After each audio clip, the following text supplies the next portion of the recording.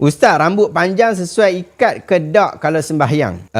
Tak perlu untuk nak ikat. Sesuai tak sesuai, ikut hampa lah. Tapi kalau kata ada keperluan untuk ikat, tidak ada keperluan untuk ikat. Bahkan ada hadis yang sebut tentang isu ikat rambut. Jom kita baca sikit hadis berkenaan. Daripada Ibn Abbas radhiyallahu anhuma menyebutkan bahawa annahu ra'a Abdullah bin Harith yusalli wa ra'suhu ma'qusun min wara'ihi. Faqama faja'ala yahulluhu. Falamman sarafa aqbala ila Ibn Abbas faqala ma laka wa ra'si. Faqala inni sami'tu Rasulullah sallallahu alaihi wasallam yaqul innama mathalu hadha mathalul ladzi yusalli wa huwa maktufun. Maksudnya sahabat Nabi ni beliau dia kata melihat Abdullah bin Haris salat dalam keadaan rambut dia diikat di belakang. Lalu Ibn Abbas perawi ni dia kata dia bangkit dan melepaskan ikatan tersebut. Apabila dia selesai salat, yang kawan tadi tu selesai salat, lantas dia pun pergi kepada Ibn Abbas dan dia kata, pasal apa hang lakukan perkara itu kepada rambut aku? Dilepaskan waktu solat,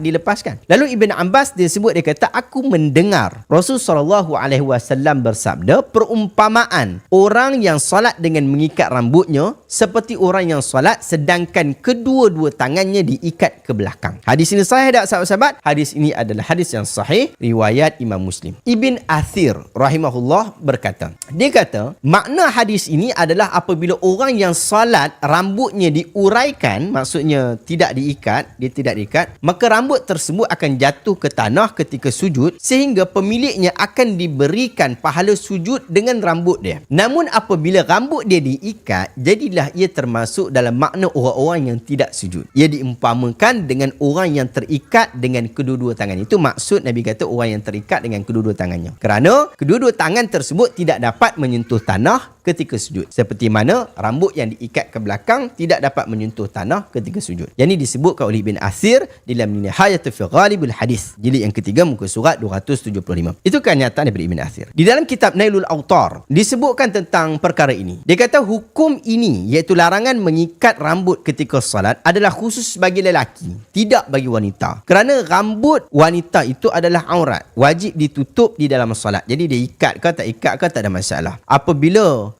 orang perempuan ni melepaskan ikatan rambut, boleh jadi rambut dia akan terurai dan sukar pula untuk menutupnya sehingga membatalkan salat. Dan juga ia akan menyulitkannya apabila perlu melepaskan rambut ketika nak salat. Setiap nak salat je dia nak kena urai rambut dia. Itu akan jadi sukar. Nabi SAW sendiri dia telah memberikan keringanan kepada kaum wanita untuk tidak melepaskan ikatan rambut mereka ketika mandi wajib. Sedangkan hal ini sangat perlu untuk membasahkan seluruh rambut mereka ketika mandi tersebut. Waktu mandi wajib pun Nabi benarkan untuk mereka tak uraikan. Takkan waktu solat Nabi larang. Oleh sebab itu anda boleh rujuk dalam kitab Nailul Awtar jilid yang kedua muka surat 440. Sahabat-sahabat, jika jemaah perempuan mengikatnya dalam keadaan sanggul, maka tak ada masalah. Tapi kalau untuk lelaki mengikat rambut, dia perlu kita tengok adakah dia sampai kepada tahap tasyabuh. Dia ikat tu nampak macam perempuan dan seumpama dengannya. Jika tak bertasyabuh, maksudnya tak nampak macam perempuan. Kalau saya sendiri tengok orang lelaki yang ikat rambut